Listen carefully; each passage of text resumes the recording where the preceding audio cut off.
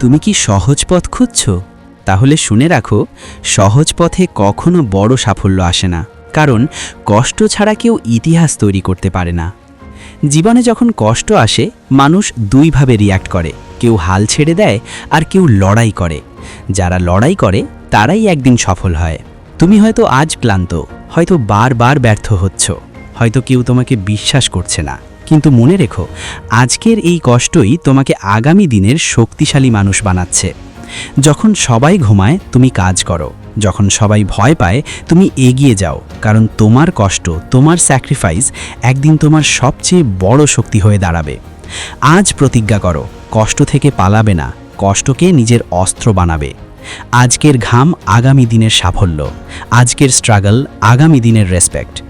যদি প্রতিদিন নিজের লিমিট ভাঙতে চাও, তাহলে এখনই সাবস্ক্রাইব করো লিমিট ব্রেক বাংলা, আর নিজের জীবনে সত্যিকারের লিমিট ব্রেক করো।